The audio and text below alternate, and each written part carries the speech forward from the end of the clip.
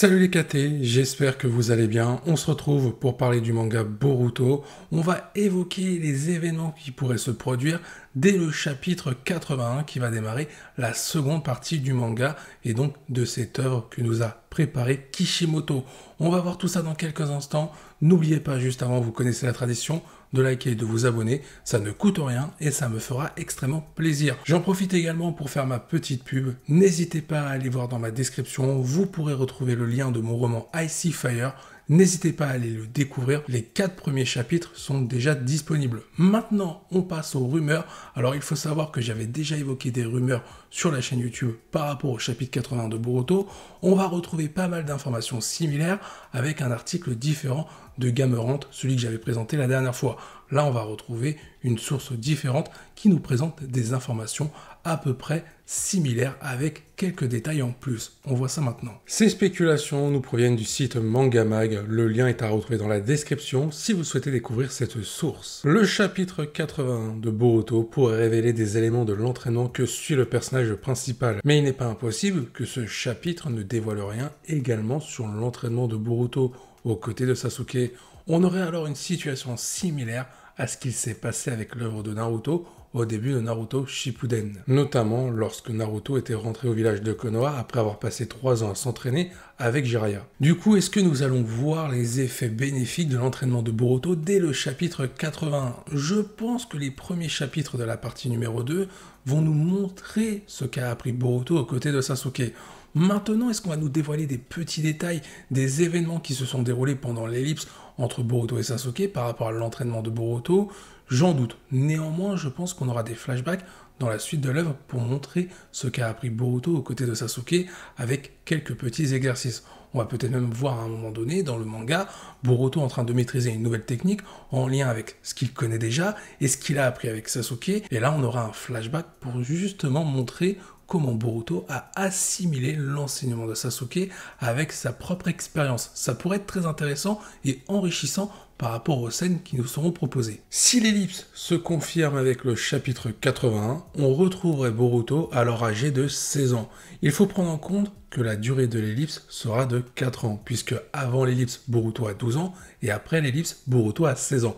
Donc il s'est écoulé 4 années. Ce dernier aura un design légèrement différent. Par ailleurs, il devrait porter une cape similaire à Sasuke afin de montrer que ce dernier est bien son sensei.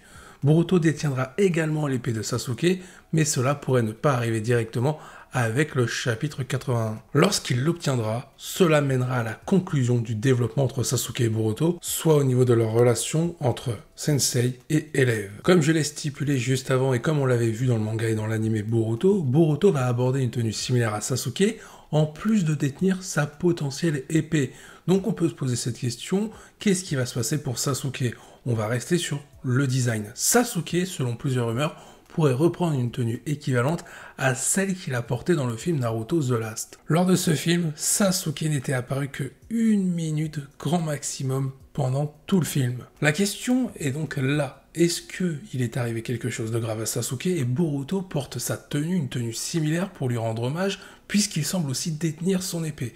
Mais on n'est pas à l'abri d'avoir un petit retournement de situation, une direction qui nous a été orientée par Kishimoto, qui est en réalité une impasse. Kishimoto est peut-être en train de nous berner. Ça se trouve, Sasuke va lui aussi changer de design, Boruto va récupérer le design de son sensei, et là on aurait une explication qui semble plausible. Honnêtement, revoir Sasuke avec sa tenue qu'il avait dans le film The Last, honnêtement, ça peut être hyper sympa, parce qu'il avait un flow incroyable à ce moment-là, il faut le rappeler. Sasuke avec cette tenue, ça peut faire des dingueries, parce qu'on le sait clairement, Naruto a eu le droit à son mode Baryon, Sasuke aura le droit à son petit barreau d'honneur avant d'être définitivement écarté. On aura le droit aussi à une mise en avant, à un dernier climax par rapport à la relation entre Sasuke et Boruto. Ça me semble évident. La relation entre ces deux personnages est très importante pour l'évolution de Boruto.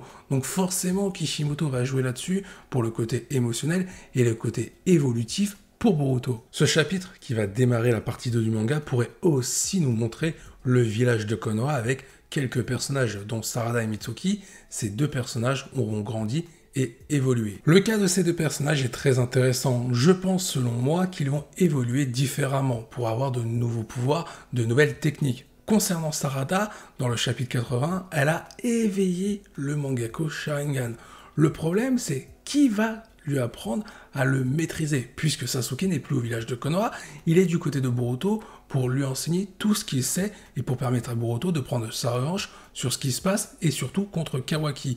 Du coup, qui va s'occuper de Sarada?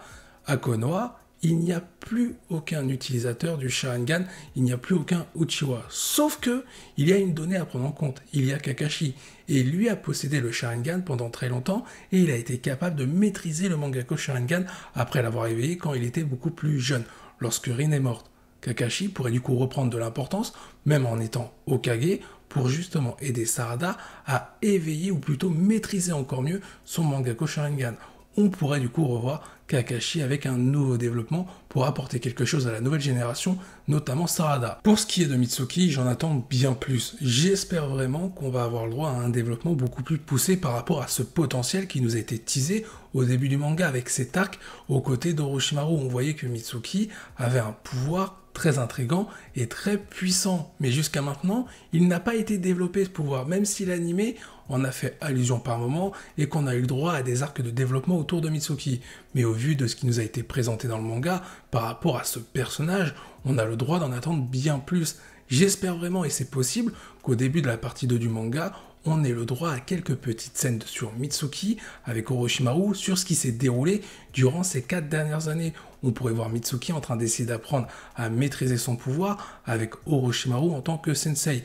Il y a fort à parier qu'on ait le droit à une évolution de Mitsuki par rapport à tout ce qu'a pu lui apprendre Orochimaru. Il est d'ailleurs pas impossible, vu qu'Orochimaru aime bien faire des expériences et qu'il aime bien développer ses connaissances, qu'il prenne la décision, en plus d'entraîner Mitsuki, de le modifier pour l'upgrader à une version bien plus supérieure à ce qu'il n'a été auparavant. On pourrait retrouver un Mitsuki qui a été amélioré par Orochimaru dans tous les sens du terme. Dans un schéma similaire au manga Naruto Shippuden, les premiers chapitres de la partie 2, si l'ellipse est confirmée bien entendu, pourraient nous dévoiler certains nouveaux pouvoirs qu'ont acquis les protagonistes, notamment Boruto, Sarada et Mitsuki. Par exemple, on pourrait avoir 2 combats d'entraînement entre Sasuke et Boruto pour mettre en avant Boruto, mais aussi entre Sarada et Mitsuki pour mettre ces 2 personnages également en avant. Ça permettrait de nous montrer un aperçu de leurs nouvelles techniques qu'ils ont appris au cours des 4 années qui se sont écoulées. On retrouverait du coup la même situation qu'on avait pu découvrir au tout début de Naruto Shippuden, lorsque Sakura et Naruto avaient tenté de récupérer les clochettes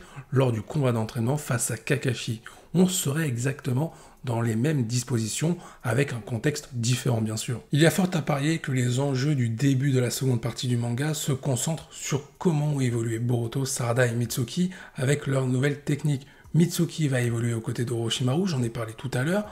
Boruto va évoluer aux côtés de Sasuke, donc au niveau de ses pouvoirs, Boruto devrait avoir des techniques en lien avec celles qu'il connaît déjà, plus celle que va lui apprendre Sasuke. Pour revenir rapidement sur Mitsuki, pour ne pas oublier ce point, Mitsuki, lui, on va vraiment voir l'évolution de son mode ermite, et notamment l'origine de ce mode qu'a découvert Orochimaru, puisqu'il a créé Mitsuki pratiquement pour cela, par rapport à ce pouvoir. Donc on va en apprendre un petit peu plus de ce côté-là.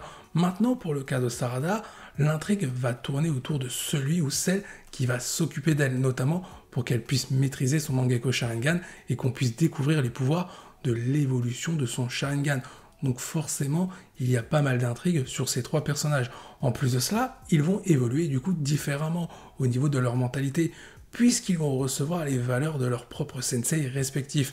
Boruto va suivre la vision des choses, la perception du monde shinobi que va lui inculquer Sasuke. Ça va être pareil pour Mitsuki vis-à-vis d'Orochimaru et pareil pour Sarada vis-à-vis de son sensei. Bien, cette vidéo arrive à son terme. J'espère que les différentes informations que j'ai pu vous donner vous ont plu. Avant de conclure réellement cette vidéo, je vous donne, pour ceux qui me suivent encore dans cette vidéo à ce moment-là, je vous donne une information bonus. Ça ne va pas concerner le manga, mais ça va concerner la reprise de l'anime Boruto. Plusieurs dates ont été envisagées. Je ne vais pas revenir sur les dates que j'ai déjà évoquées. Je vais donc évoquer les nouvelles rumeurs. Ces rumeurs indiquent que l'anime pourrait reprendre au mois d'août, au même moment que le manga.